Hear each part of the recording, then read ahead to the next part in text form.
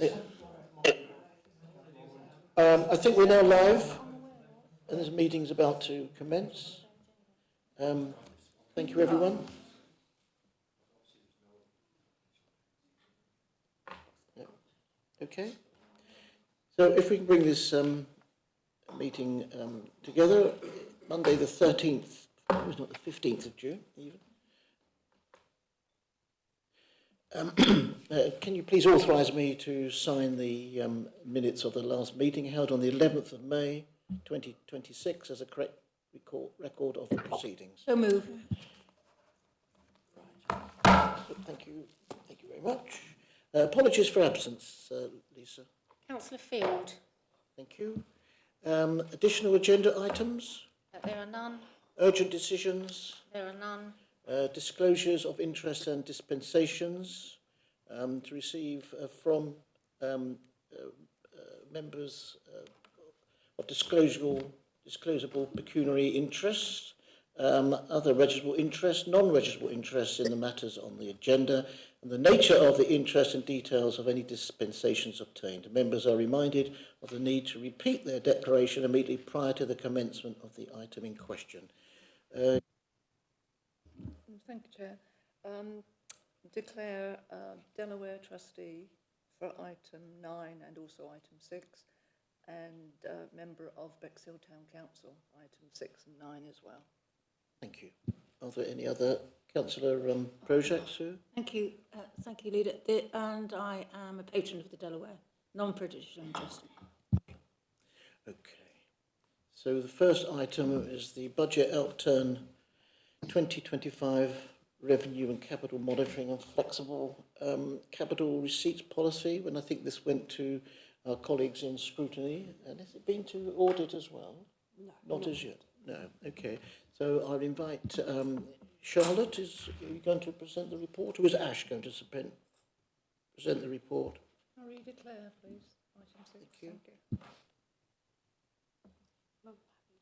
Well, it looks like it's Charlotte's going to present this report. Thank you. Thank you very much, Chair. Yes, so this paper summarises the draft outturn position for 25-26. We will take draft accounts themselves to the Audit Committee to the July meeting, so that's just pending at the moment. So, as you'll have seen in the paper, the outturn position is an overall deficit of 1.355 million against the approved budgeted drawdown of from reserves, from the General Reserve of 694,000. The key service variances which give rise to that position are summarised in section 7 of the paper. They largely reiterate the themes discussed throughout the year through the quarterly budget monitoring. One area to note is the additional 516,000 of PEPR grant received in year, which has given rise to a larger than anticipated saving within the neighbourhood services position and assisted the year-end deficit. In addition to the service variances, the overall position incorporates the loss on the Hermes investment that crystallised in August last year of 423,000, 759,000 of capital costs written back to revenue relating to capital schemes not progressed, and 461,000 adverse variance relating to the net interest payable, reflecting the reduced investments available to the council in year. As mentioned in the report itself, 1.87 million is due from the housing company in terms of interest payable by them. Now that interest is receivable by the council but won't be receivable in cash terms in this financial year.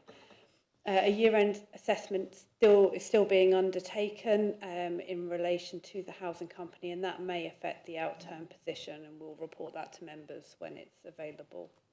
The savings programme delivered 44% of its target at 473,000 of the 1.08 million.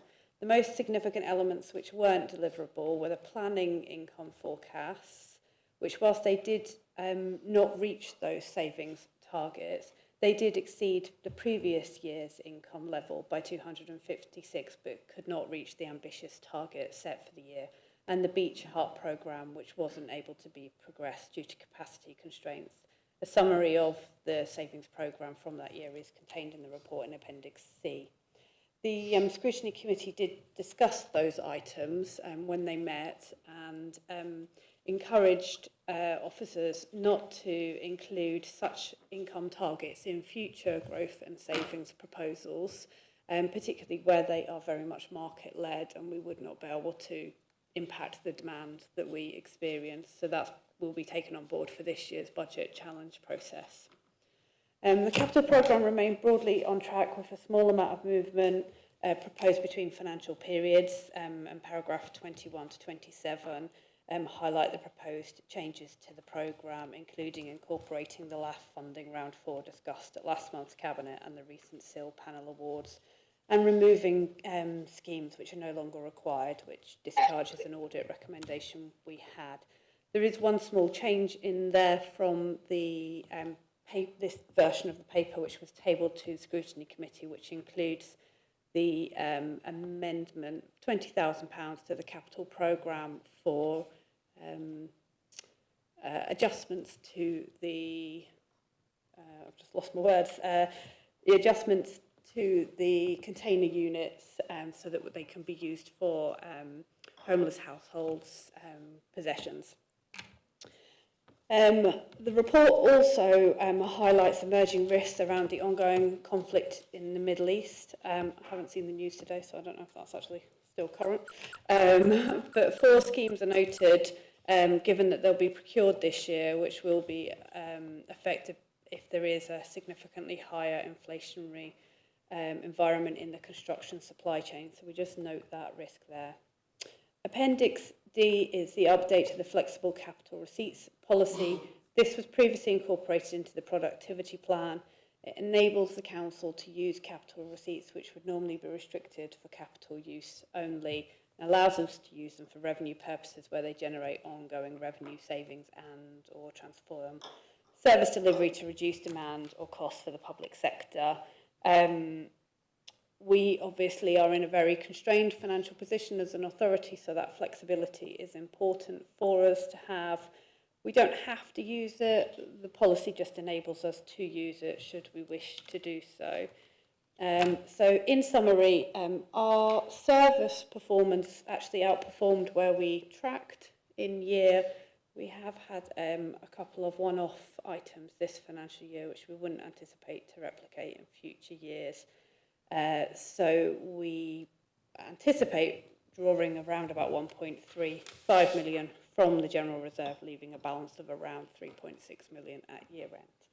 Thank you, Chair. Thank you very much, Charlotte. Are there any points that you want to make, Ash, in any way, Councillor Giwan? If not, I just throw it out to any questions from within the chamber and those online. Thank you, Chairman. No further comments from me other than the ones that Charlotte's already outlined. I think you know we've had a good look at the points that have been raised. So no further questions from me. Thank you that haven't already been covered. Thank you very much. Are there any other questions? Doesn't. Yep. Councillor Bojak-Sue. Thank you.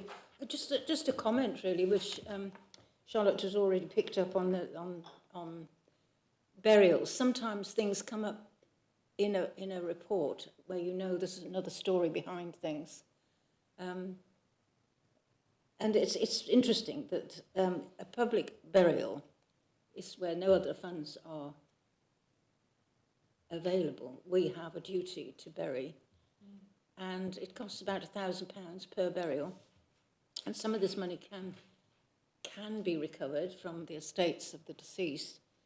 And we have been successful, I know, in recovering quite a lot of money. But what was interesting, and I think it's again a sign of our times, that we used to have 7 or 8 of these a year, where we had to spend money to bury people, where there weren't any funds available. And this last year, it went up to 20. So it's a considerable difference. And I think it tells its own story. I remember when we started with the Alliance, I was very keen on having green burial, you know, invest to save sort of thing, because people wanted that. that was considered out of the question because we need a new access, but maybe it will in the future, because I think green burials will actually be very popular with, well, they are popular with people. So I just wanted to mention that. I am worried about the asset management losses, but that's another story as well. But I'd like to thank Charlotte for all the work she's done. Are there any other? No. Paul, is there anything online that you wanted to add from scrutiny? Thank you for your work on that. Thank you, Chairman. No, Charlotte's covered it off very well, to be honest. So, no, there's nothing to add. Thank you very much. Thank you. So we have a situation where we would need to, just remind me, is noting. But there's a recommendation to council on the flexible capital receipts policy, so you're recommending that on. Yeah. So as on the agenda item, can somebody move that? Thank you. And second on that, and those in favour of that, and that's unanimous. And thank you very much, Charlotte. So it brings us on to the next item,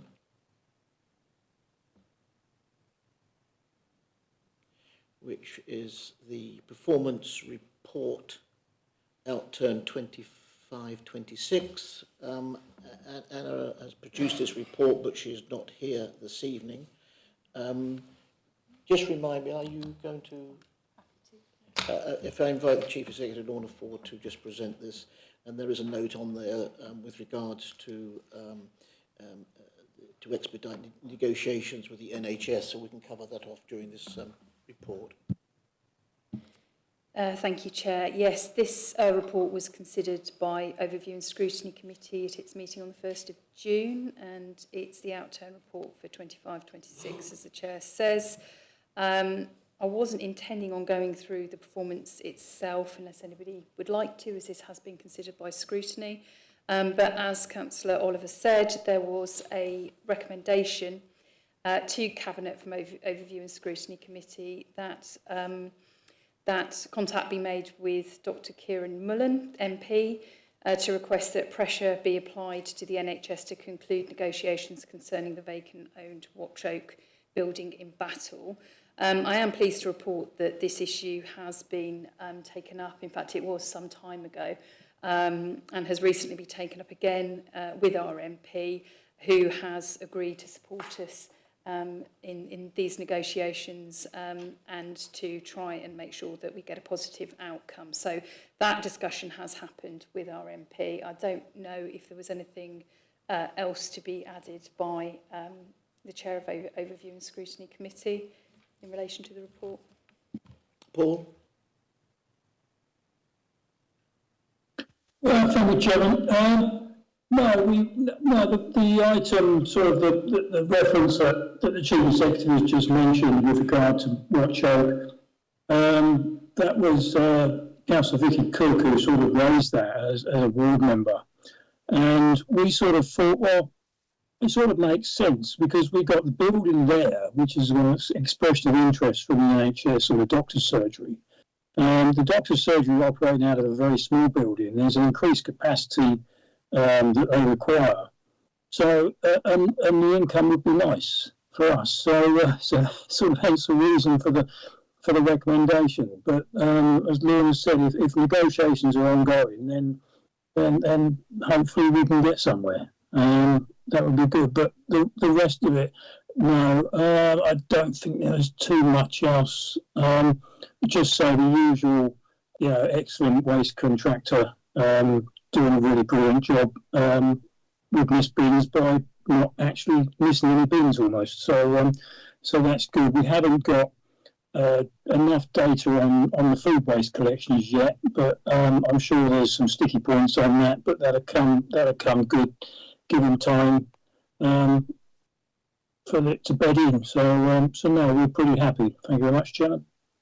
Thank you for those comments, Paul. I am right in saying it's costing us at Watch Oak, isn't it? Can you? It's costing us 40k a year with the voids. I just wanted to comment on that because Kieran Mullen did unlock the NHS roadblock. Can you unlock a roadblock?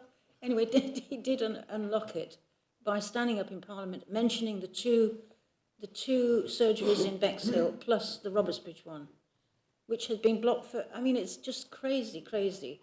But I think it's got to be solved at government level. It's not something we can fix here. And I don't know when we write a letter to Kieran, whether we say, what are you going to do? When are you going to stand up in Parliament about Watchoke? There was a comment on the Battle meeting. We had a meeting of Battle Town Council, who's saying that the access is quite inadequate for a disabled, but that's something that could be picked up on the way. Thank you. Councillor Bayliss, Christine, I know you've tried all that you're able to with regard to prodding the relative ministers on this one. Is there any sort of further update on that, Christine, or is it a case that we prod them again and then do a sort of pronged attack with Kieran Mullen writing and, raising it in Parliament? Yes, thank you, Leader, for that. Yes, I did write about, it was before Christmas, I think October time, and I got a response in January. And this was in conjunction with our MP. So he wrote and I wrote as the lead on assets and economic development. And I think if we've got officers present in the room, they may be able to update on this. But Stephen Kinnock, the Health Minister, offered to use Rother as a case study to actually identify what the issues were with relation to the Valuation Office, because this is all relating to the rents. The rents that the Valuation Office set sort of bear no relation to the reality of building and all the sort of inflation costs through COVID and obviously now the Iran conflict. So that was all passed on to officers to take up. And as I say, as I understand it, and I asked for an update a couple of weeks ago, we are in contact with the GP team at the Department of the Health in order to sort of take that work forward. So hopefully our experience will, shift this sort of logjam that there is. I mean, there are every authority across the, in areas where there's pressure on, rents and what have you. Every authority is experiencing the same sort of issue. So I don't know if there's an officer currently there, but I've done my bit with Dr. Mullen. Yeah, thank you for that update on that. And perhaps I can invite Joe Powell to give us an update. Joe, please. Yeah, I mean, Councillor Bayliss has provided a pretty comprehensive explanation of the position. I think we're engaged with the relevant civil servants and are providing information towards this being a case study to expand to other areas. Just to update Cabinet, there's a same issue at Beeching Road that we are trying to, on land we own, at Watchoke. Also, there was the same issue at Barnhorn Green, which has been overcome there through some clever work on the capital side. But there's also the same issue at Robertsbridge and, as I understand it, at Ticehurst, where an individual has stepped in at coming in in order to get the project to wipe its face, no profit, and is still struggling to get them to sign up to this. So really challenging. I think in defence of the NHS, I think this may be an issue between the NHS and the Treasury, and that's at the root of it, which, as we have learnt in recent days, is the cause of some challenge in government, and this is another cost which is challenging to overcome. So there is the irony on the community, I think, won't be lost, that we've got willing GP surgeries, willing councils, willing stakeholders trying to get this to work, and the partner that isn't able to unlock it is the NHS. Thank you for that, Joe. And I think this is all we can really do is to keep that sort of pressure up. Hazel? Yeah, thank you, Chair. Just going back to Councillor Osborne's thought about the food waste and the missed bins, I'd just like to reassure everyone that BIFA are working very hard to gather the statistics. This is a huge rollout, and there are a lot of teething problems, which I'm sure anybody listening who's had a missed bin would know. But they are, it will be some information that you will have at some point. So I'll bring it up at the next Joint Waste Committee. This is the food waste bins, but if they're missed, people can still use their black bins. Yeah, that's true, yes. Okay, thank you. Right, so is there any other questions? No, sorry, John, Councillor John Barnes. Sorry, John. Yes, I just wonder whether the primary care network has been cut into this at all. If it's really a problem running right across Rother, which it appears to be, I mean, it is absurd, frankly, if the Treasury is getting involved in this level of detail. These decisions were supposed to be devolved down. And of course, effectively, what they're doing is forcing more people out of overcrowded surgeries and forcing them into urgent care, which is more expensive, or an A&E, which, as we all know, has got corridor waits a mile long. So it really is something I think that Kieran does need to take up in the House, because at the end of the day, this is just putting more expense on the NHS. It's not saving money. It's the usual Treasury look after the candle ends, and somehow everything will come right. I think we totally agree with you, John. I think that's a very succinct way of actually looking at it. Councillor Colleen, Teresa. Yes, thanks, Leader. I just wanted to add, I have, as John suggested, raised it locally with our PPG group about neighbourhood problems with our surgery in Tycess, and also mentioned Robertsbridge and some of the ones at Bexhill. And on Friday, I'm going to a Health and Wellbeing Board session where we're looking at neighbourhood issues and strategy going forward. And Vicky Smith is the Programme Director for East Sussex Health and Care Transformation. So I imagine it will give me an opportunity to mention this to her as well. And Daryl will be there as, public health. So the right people will be in the room, so be able to raise it then.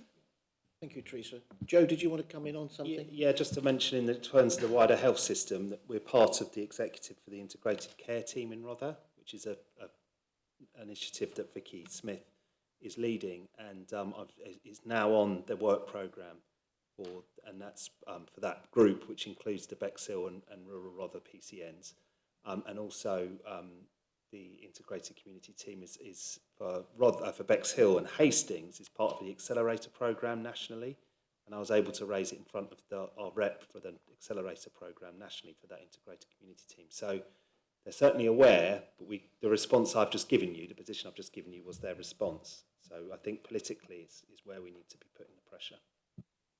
Thank you for that update, Joe. Councillor Byrne, Terry? Thank you, Chair.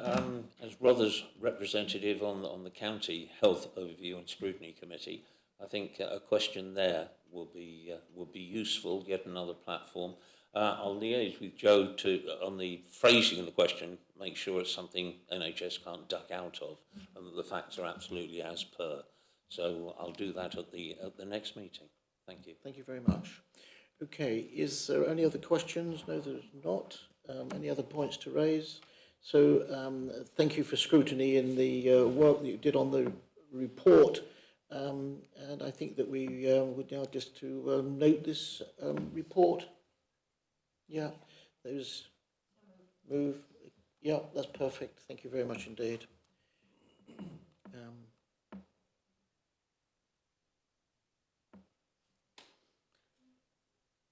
Agenda item 8, Hackney Carriage Fares. Richard's report as Head of Environment Services, Licensing and Community Safety. This is basically to seek approval, I think, Richard, to carry out consultation of the varying Hackney carriage fares. Thank you. Thank you, Leader. Yes, the council sets the maximum fares that Hackney carriages can charge. Hackney carriages are the ones which operate from taxi ranks. So these are maximum fares. The drivers have the option to charge a lower fare, but they must set their meter to the council's fare chart. The fares were last increased in April 2023, and since then, obviously, the rate of inflation has been approximately 5.5%. It's been particularly difficult this year to work out what the cost of diesel is, because it's fluctuated enormously in the last few months. And although the report refers to the difference being 19%, the current difference is an 11% increase. But again, that could probably change in the next few days. We have to consult before making any changes to the fare card, and this was considered by the Licensing and General Purposes Committee at their meeting on the 20th of May, and they recommended a 10% increase in fares, which is what we recommend to this Cabinet to go out to consultation on. Thank you, Richard. Any other questions on this? It's a straightforward situation with regard to statutory procedure in order to comply. And there's a 14-day consultation period, I believe, and objections were reported back accordingly. Thank you, Chair. Just to ask Richard a question about this high proportion of taxis registered in Wolverhampton, and the government quite like the idea of all taxis being registered in Wolverhampton. I just wondered your comments on that and any implications from that. The whole issue of Wolverhampton issuing so many taxi licences, which is perfectly legal, comes down to the question of enforcement and the question of how they deal with complaints, which they cannot possibly effectively deal with. I mean, they try and then farm out the complaints against these drivers they license to the local authorities where they're actually operating. And obviously that local authority is not receiving any income. So it's a completely equitable situation where Wolverhampton are receiving a large income and then expecting other local authorities to carry out the enforcement. So it's not a proposal that I would in any way support. Thank you, Richard. Councillor Paul Osborne. Paul? Yeah, thank you, Chairman. I don't have a problem with this at all, and I support the work of the licensing committee. The only sort of issue I've got that I've heard of recently in Rye is that on busy days we're getting Uber cabs who are registered in Ashford coming over to Rye and running people, down to Canberra or whatever else, and it just seems sort of inherently unfair that our cabs in our patch are licensed to run at our rules and our costs. With sort of the restrictions on, the age of the vehicle, the type of the vehicle, the fuel of the vehicle and everything else. And then somebody unknown who happens to be registered in Ashford as an Uber cab can rock up and take trades. And it just seemed a bit unfair to me. Maybe, I don't know anybody who drives a taxi, to be honest, except for probably Jimmy who does taxi stuff, I think. But it just seems a bit unfair to me that the cabbies sort of work to our rules and then someone rocks up in our patch and does what they like. But I suppose if that's the way of the world, that's the way of the world, and maybe I'm out of touch. Thank you, Chairman. I think many members here, and Richard almost certainly, no doubt, will share that those points. But that's perfectly acceptable, and it happens. So it's something which we can't do much about unless legislation changes it in some way, I suppose. Yes, Richard, do you want to come back on that? Cross-border hiring is perfectly legal. The only requirement in terms of taxi licensing really is that the driver's licence, the operator's licence and the vehicle licence are all issued by the same local authority, but you can order a taxi from anywhere in the country. When the government were consulting about changing the legislation so that cross-border hiring would be made illegal, which was the previous position. And this is only sort of recent, I would say recent, probably 10 years, but to my mind, recent change that cross-border hiring is now legal. It'll be interesting to see what happens, I suppose. No other questions or points to raise. So effectively, this is a recommendation, and we would obviously comply with the consultation being undertaken, and then see what comes back. I'm sure there's going to be quite an interest in this from our local operators. Moving, yes, and second, those in favour, and that's perfect. Thank you very much indeed.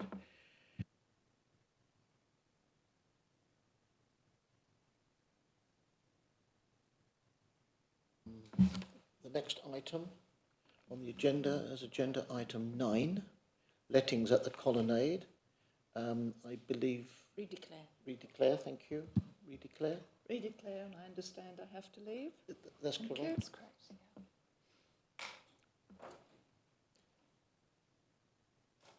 So, Ben, are you going to present this report? Or Joe is? Right, okay, Christine, I wasn't absolutely certain, so thank you very much for that. So this is the report, details of the recent marketing of the Colonnade and outlines and the proposed lettings, including the main restaurant. So this has been work that's been undertaken by officers under Joe Powell and Ben. So over to you, Christine, please. Yeah, thanks. Thank you very much. And I'd like to thank officers for the work they've put into getting to this position that we've now got to agree leases at the Colonnade.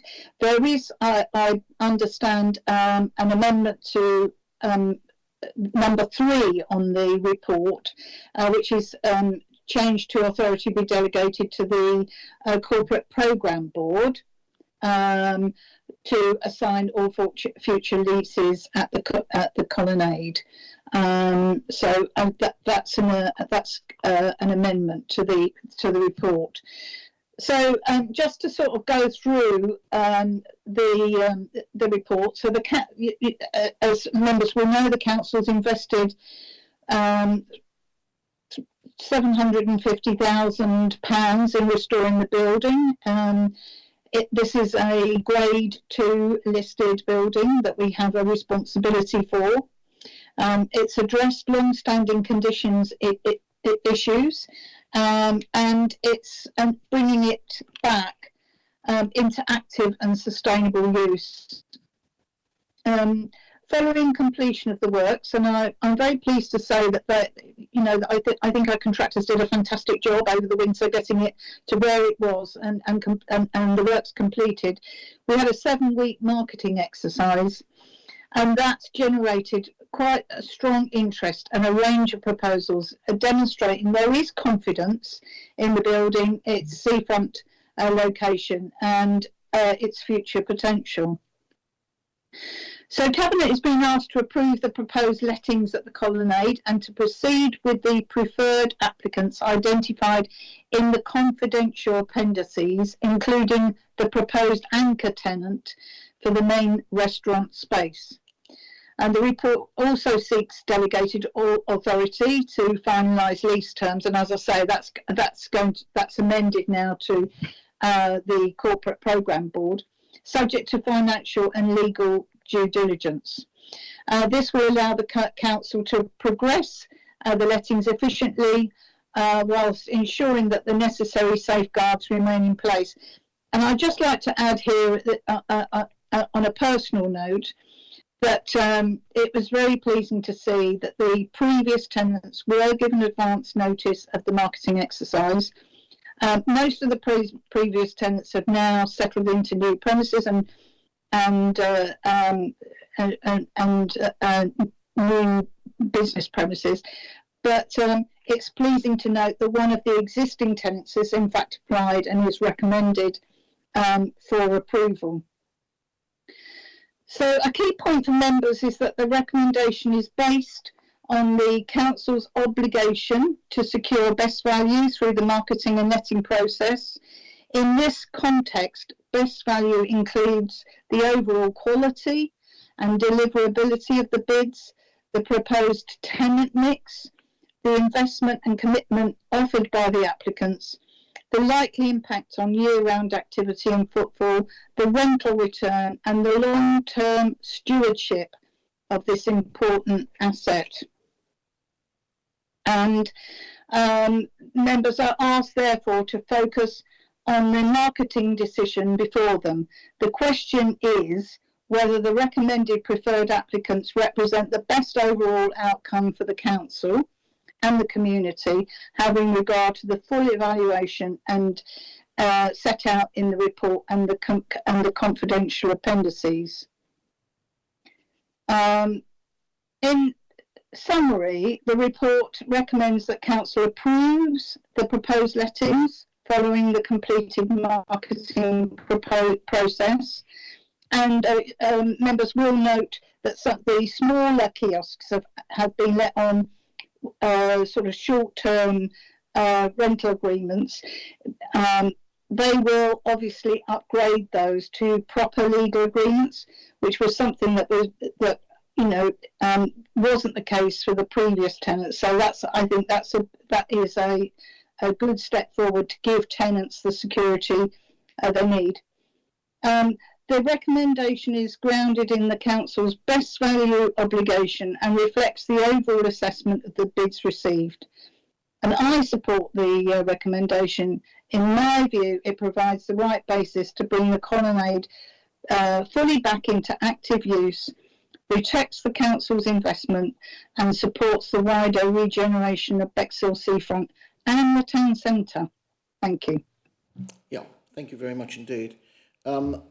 Do you think it's going to be advisable to go into confidential session now?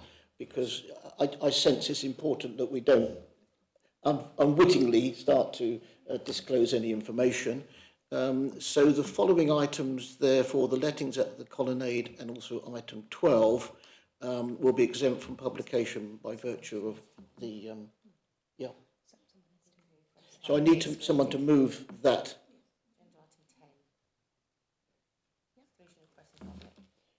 Sorry.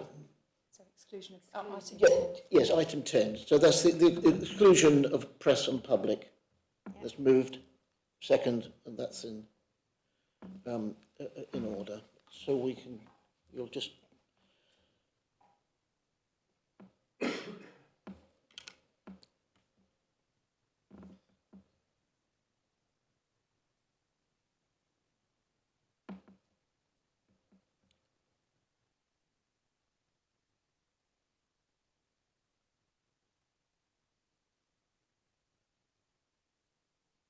Okay, we're now live on this agenda item 9, and the recommendation in the report, the recommended applicants at confidential Appendix B be granted lease at the colonnade. I think we can vote on to those each one. Those in favour? And that is unanimous. Item 2, authority be delegated to the Section 151 officer to finalise the details of the leases to her satisfaction, subject to the final contract and financial and legal due diligence in consultation with a portfolio holder for regeneration and economic development. Those in favour? Thank you. And then the third item, authority to be delegated to the head of housing and strategic assets to assign all future leases at the colonnade to the property and services investment disposal panel. Yeah, move, and that's excellent. Okay, so does that conclude that item? I believe it does. Thank you, Joe and Ben, for your attendance this evening. Are you going now? Oh, Councillor Timper, she might have gone home.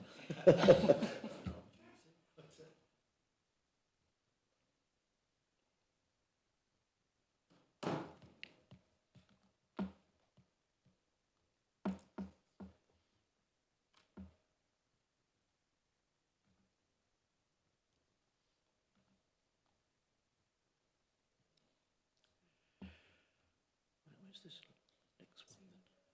We need to go back into confidential session. Yeah, I can't find it. Where is it? It's on pages 77 to 92. Oh, 77, is it? Yeah. Yeah. So, Chair, we need to move item 10 to exclude the press and public and then go into item 12. Okay. Can I just look at whether Yes, I of course can't? you can. This thing is just so clever. Okay, if we can now look to move the exclusion of press and public with regard to the next item on the agenda, which is item number 12. Move exclusion. Move. Thank you very much indeed. And that's unanimous, and we go back into confidential session.